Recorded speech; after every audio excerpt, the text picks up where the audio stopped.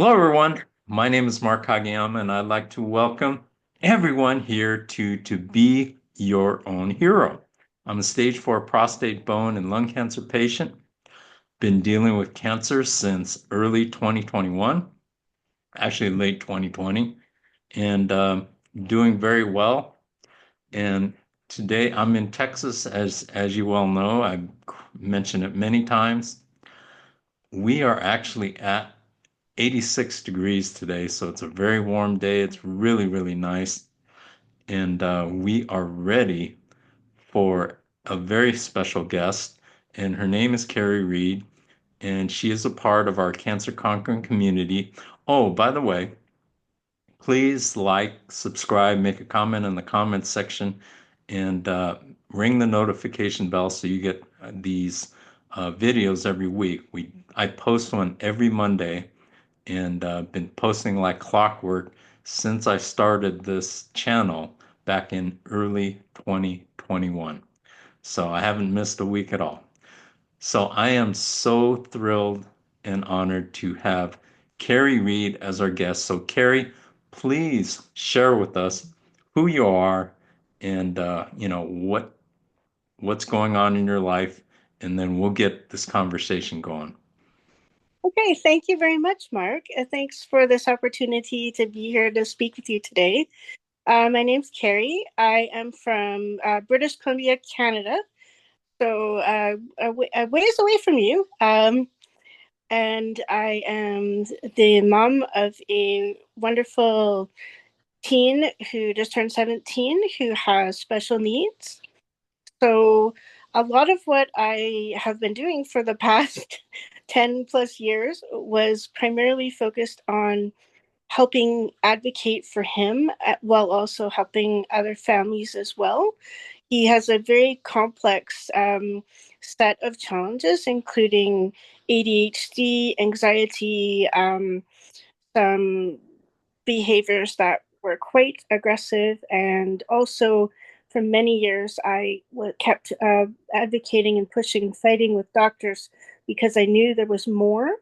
He does also fall on the autism spectrum along the Asperger's side, but it took me more than 10 years of advocating to receive his diagnosis, which was also happening during the time when I was dealing with cancer. So, a very complex time in my life as well.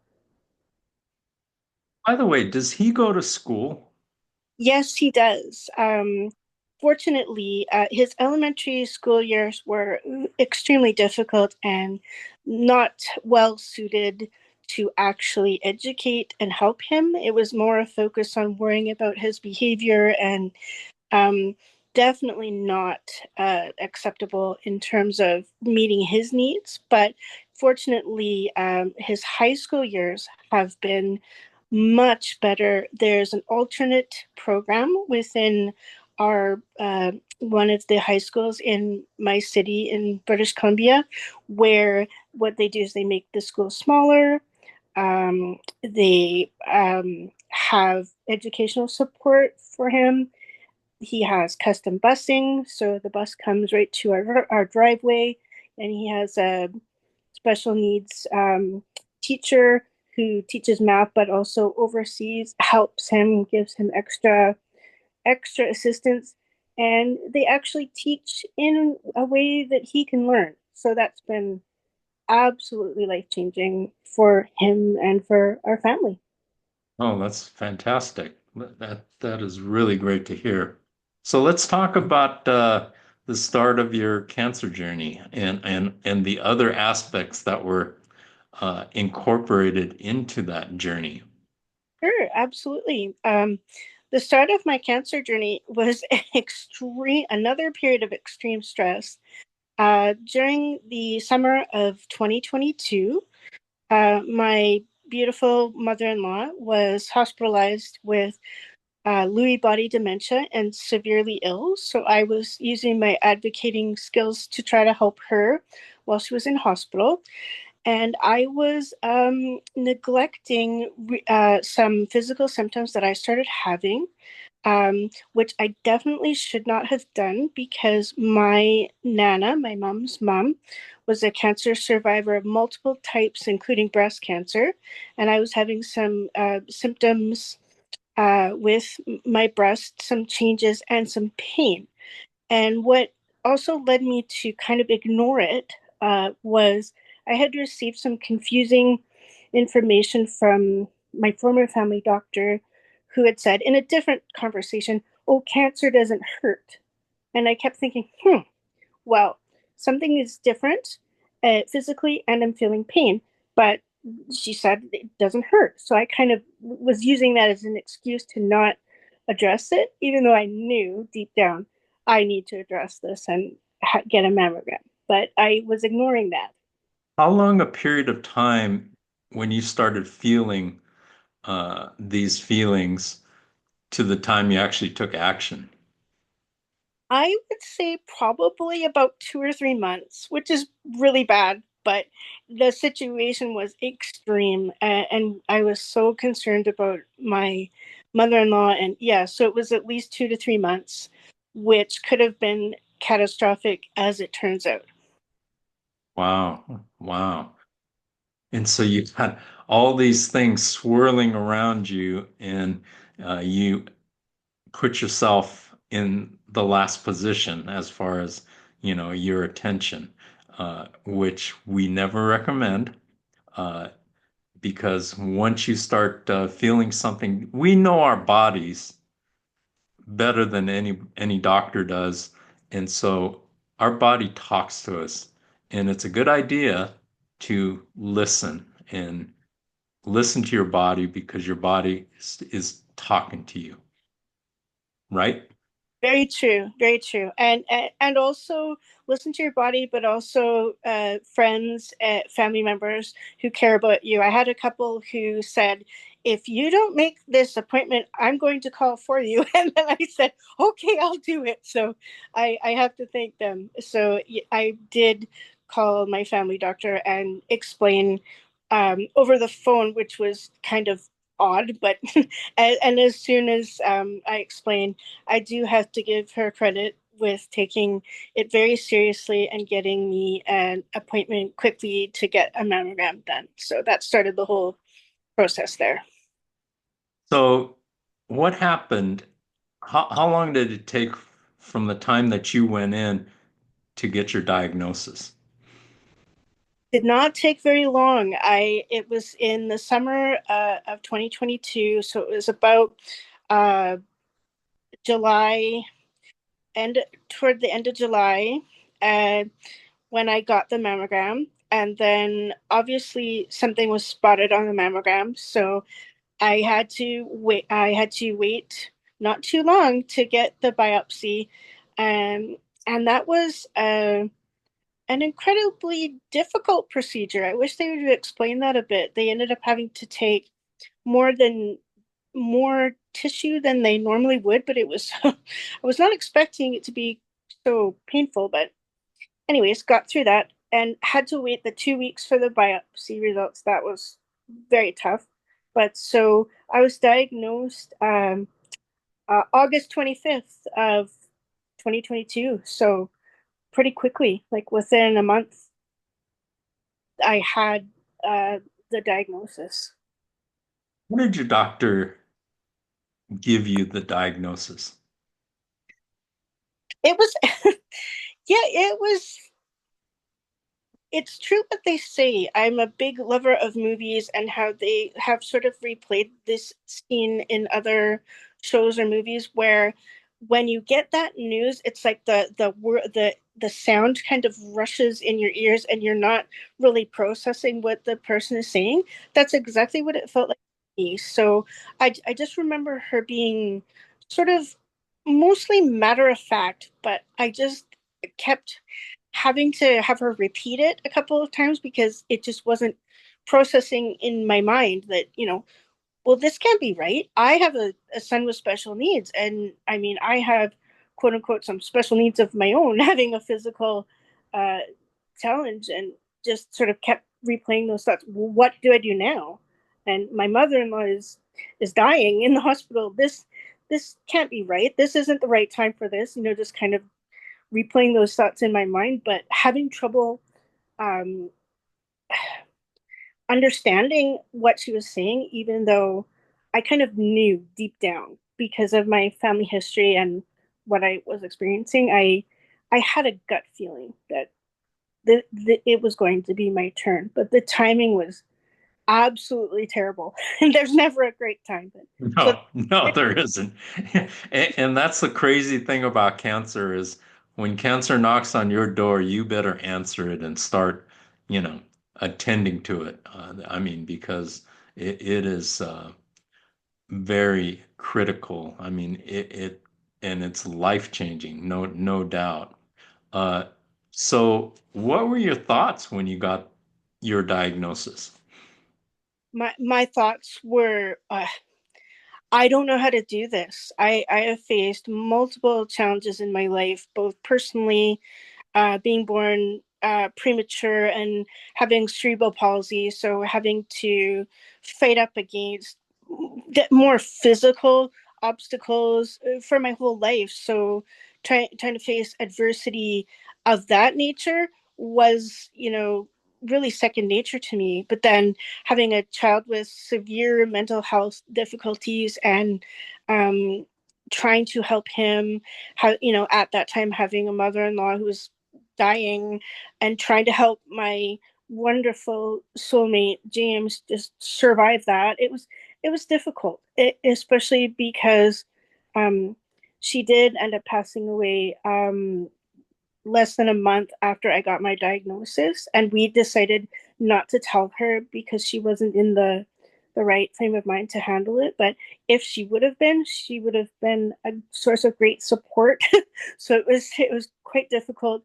Then also the um, recognizing my own mortality, that was a very literal lesson to have to say goodbye to her. And then also, I gave her eulogy at her funeral. That was definitely the toughest speech I've ever done. So my thoughts were just, I don't know how to do this. And I just sort of, shields up and, I'm okay, I'm fine, and just tried to carry on. Wow. Yeah, that's something that I've always dreaded is doing a eulogy. I mean, I'm all about being positive and everything like that, uh, and I would have had an opportunity to do a eulogy, but COVID hit and there was no funeral, so I got fortunately I got spared that endeavor. But I mean, I can feel for you. I mean, I've run it through my mind numerous times, and that is a very, very difficult thing. Absolutely. I mean, I've never done it myself, but I've actually, put myself through that scenario and lived it, and it's not something I look forward to at all. So I could, I'm right there with you. I totally feel for that situation. But why don't you continue on and let's keep digging into your journey.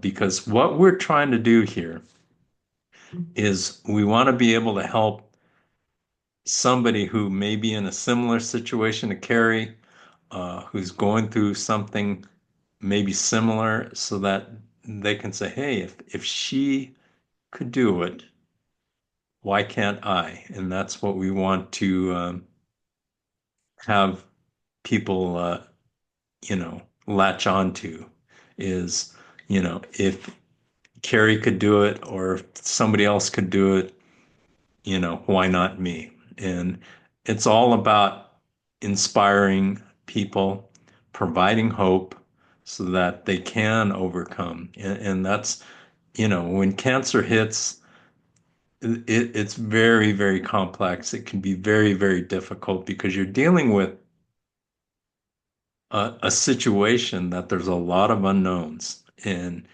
you don't find out the knowns until you actually live through it.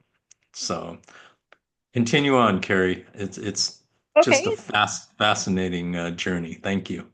Oh, thank you again for the opportunity. So, like we discussed, I was lucky enough to get my family doctor to get me the procedure needed after the mammogram, the biopsy, and then she gave me the diagnosis end of August 2022.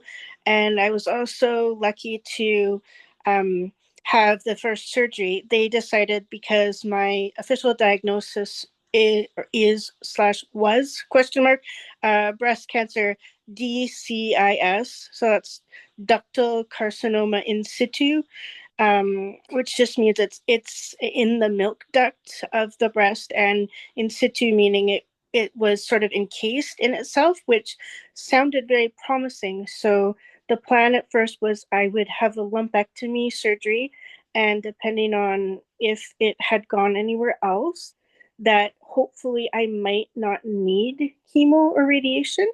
But so I had the that surgery, the lumpectomy surgery, beginning of October 2022. But unfortunately, the surgeon found that it had spread to multiple lymph nodes. So she explained that I would need to have more treatment. So I started chemotherapy the beginning of January of 2023. I was given really aggressive meds, that they call it the Red Devil, which it's doxorubicin. That was an extremely And potent that name should give you a clue as to what it actually is. The So, reason why they call it the Red Devil is because it is actually bright red. So I love movies and TV shows and also medical shows, which is kind of to my detriment a little bit because when I was there, I was kind of thinking in the back of my mind, like, when they put this into my arm, am I going to like have some reaction? And that's when it becomes running. So that's kind of what I was thinking. But so the chemotherapy was delivered over a period of several months, and it is very tough. how many There's rounds did you have?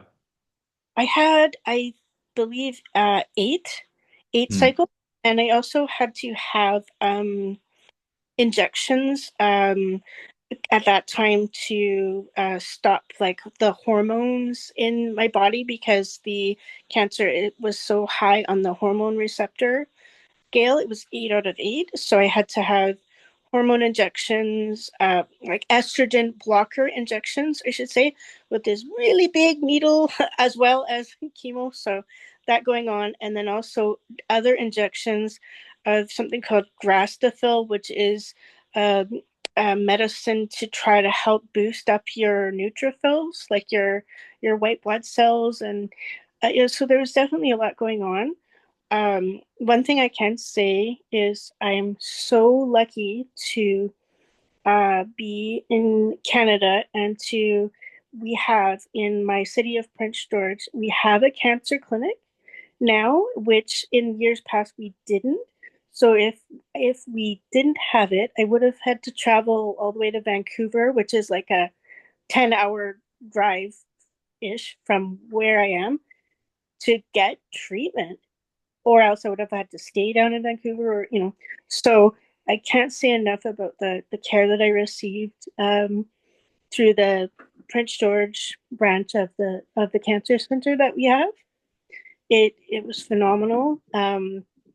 I did have some scary moments. I did react to one of the chemo drugs, and that was frightening, but we handled it. So I had kind of like the start of like an anaphylactic type reaction to one of the medications, but there's medications they give you right away. And so yeah, I mean, it was not without challenges, and also it's very difficult for them to find to put give me medications intravenously. So I finally figured out that I could advocate for myself to ask for a PIC line, which is like an IV line to be implanted into your arm. Like it goes from your arm up to your heart so that they can just inject medications so you don't have to wait for hours for them to struggle to get the medication in. So yeah, so things like that happened, as well as losing my hair, mouth sores very badly to the point where I couldn't even eat because they were right at the edge of my lips and up on the roof of my mouth. And I was having my wonderful partner James. We were like cutting up a piece of popsicle for me to try to eat because I couldn't get any food in. So, those things can happen. I think it's a balance between being real.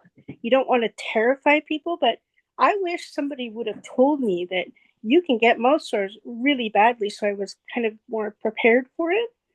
But yeah, so a lot of those things happened, and I I should back up a step. The worst thing that I had happen, but I am okay, was I had a bad complication from my surgery. The wound didn't heal properly, and it was infected to the point of I almost got sepsis, which was very scary because Wow. the doctor who did the surgery, I went back to see her and I clearly said, I don't feel well. This is infected. I think I need to go to the hospital. And she turned me away and said, "Oh, just take these oral antibiotics."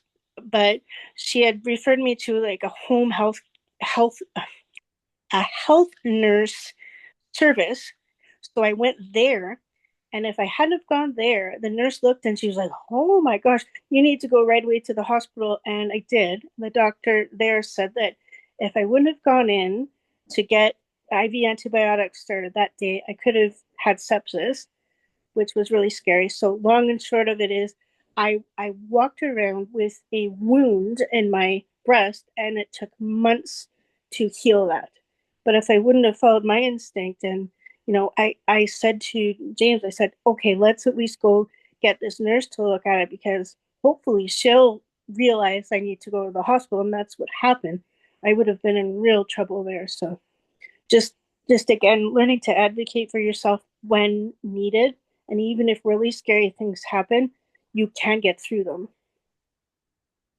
I mean, and that's a great, great point is once again, you know your body better than the doctor. And doctors are humans and nurses are humans. And, they're only going by the knowledge that they have, but every individual is different and everybody goes through different things as a result of these procedures that we go through. And so, to fight for yourself is one of the key elements that people need to understand because you're involved, whether it's in Canada or in the United States or anywhere in the world, you're involved with dealing with a system. And that system does things a certain way, but they don't take into account that you're an individual, that you may be different. And so it's up to you to bring up those points that, hey, there's something wrong here. And so that's a great thing. Great job, Kerri. So continue on. Let's talk about your radiation. You did chemo and Yes. radiation. Talk a little bit about that, please. Okay, sure. The radiation, it was it was pretty intense. I went into that with kind of zero knowledge of what was going to happen. So I think in retrospect it would have been a little better if I had a bit more understanding. Um, of what that could be like in terms of what might happen. It wasn't necessarily the treatments themselves because they're they're not they're not painful, but it was just the after effects that I wasn't quite anticipating. So I had a series of radiation treatments, and because of that, I did suffer some pretty painful burns. So that was tough to get through. And the other tough thing that I wasn't really I can't say I wasn't prepared for because the doctor did warn me it was some extreme fatigue. So she had even said that your fatigue from radiation treatments can last up to 2 years after you're done your treatment. And I remember looking at her at the time going, oh, that's not going to happen to me. It pretty much has happened to me. Yeah, there's a lot of fatigue that happens. And the same with chemo. One thing I wish they would explain to people is uh, chemo and radiation, the side effects are cumulative. So, meaning the longer you do the treatments, the worse you can feel. So, I wish they would explain that to people because when you start out, you're doing not terribly, but then as it goes on, you can experience an increase in a lot of different things. So, the radiation, the toughest part was the after effects, but again, the care I received, the technicians, they were wonderful and they were reassuring at the time. So again, very lucky to have the cancer center that we have in my city to be able to go get the treatments done in my own hometown instead of having to travel. Great. That's really good. So let's keep going on in your journey. So you go through chemo and radiation. What happens next? Uh, you're probably not going to believe this, but remember how I said that there's a very strong history of breast and estrogen based cancers in my family? So I was a year into my cancer fight. And as I had said, my nana, my mom's mom, was a cancer survivor of multiple types, including breast cancer. She has passed away now, but she did not pass away from cancer.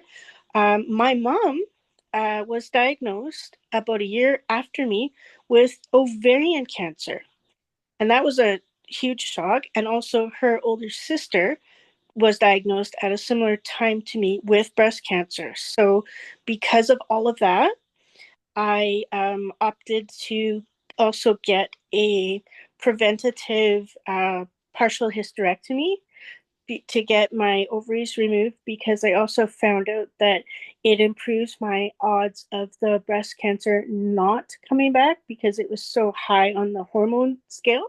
And also, I mentioned I had to get these estrogen blocker injections every month. I wouldn't have to do that anymore. So it felt like a way to be proactive again and to advocate for myself and to not just wait around for cancer to show up in my ovaries one day. So I June last June I got the they call it partial hysterectomy done. So the removal of the fallopian tubes and ovaries surgery, and that felt like a very empowering choice. And I'm so lucky again that it was taken seriously and I didn't have to wait long for it because cancer is terrifying. And the more people you know and love who deal with it, the more the more you can feel like you're in any kind of control of the situation. I think that helps. So me having the choice to say I want to have this done because normally people don't go I want to have surgery, but for me to say I want to have this surgery done and be heard, so that was wonderful. So I did that last summer, and then for now I take a medication daily to help try to prevent the breast cancer from coming back. The oncologist says it's still fairly high risk for it to come back, but all scans and tests and everything show me as no evidence of disease, and that's been for at least 6 months now, which I'm very grateful for. However, I know that things can change in an instant. So, where I'm at is just being grateful that I've come out of it on the other side. But also, one thing I really wanted to mention is cancer doesn't just affect your physical health, it also affects your mental health. And something I wasn't expecting because I have a past history of pretty severe depression many years back, but I had gone for over 20 years without needing to take any medication, antidepressants. But this battle resurfaced the start of a potentially serious depression. So I did have to restart medication, but fortunately, I've responded really well to that. So I I urge people to also take care of their mental health as well because cancer just attacks you from all levels. Yes, it does. And that's great advice. Absolutely great advice. What would you want to leave with our audience as your most important message? Oh, wow. Well, my most important message, I think, for my story of the experience with cancer is don't ignore the any changes that you have. You have to take care of yourself to be able to take care of others. Um, and even though you're not in control, you kind of have to learn how to surrender control and ask for help, which was very difficult for me to do. I prefer to be doing the advocating. I help other families who have children, teens, adults with serious mental health difficulties. It's easier to sort of help others than to have to ask for help or say, I need help. Don't be afraid to ask, and just make sure that you have a circle of people around you, friends, family. I'm lucky enough that I had and have great support from friends, family, and of course my wonderful soulmate James. Because without him, how can you do this, right? You have to lean on the people around you, and just to be to be grateful, learning to be grateful, to still be here, but trying to get to the point of not fearing the recurrence. And that's where I'm kind of at now. And the positive attitude is a huge asset. I think your mindset, we have in common almost verbatim of, this is not going to work for me. I'm not going anywhere. That's exactly what was going through my head once I calmed down, is I'm not planning on going anywhere, because I have people who need me, and also because I'm not finished with this life here. So yeah, just be don't be afraid to accept help. Be thankful and appreciative for the people who are there for you. Have a positive attitude. Yeah, and also learn to take care of yourself better. That's what I had to learn. Love that. Absolutely love that. One final question for you, Kerri. Totally different than anything we've talked about. How would you, if you had the power, if you had all the power behind you, how would you help to make our world a better place for everyone? Oh, wow. If I had like magical powers, you Yeah. mean? Yeah. I I mean, within, not Merlin wand type stuff, but I mean, realistically.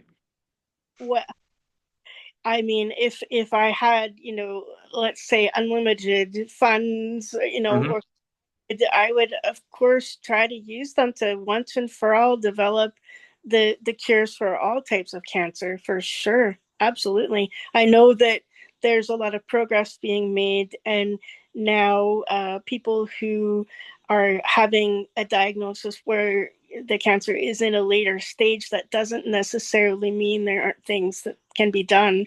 But I think that we still have a long way to go, and it's very sad to me to hear that for some types of cancers in the States, and I'm sure other places as well, there isn't funding for them. So those types of things, I wish that the US and other places that don't have the universal health care, I wish that they could.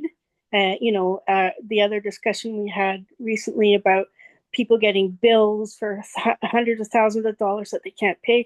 I think that that is just awful, and it would compound the extreme stress that you're already under. And those types of things. Like if we can figure out how to cure or at least long term treat certain types, then why can't we do that for all types? So, absolutely, I would devote, every dime I had to furthering the fight.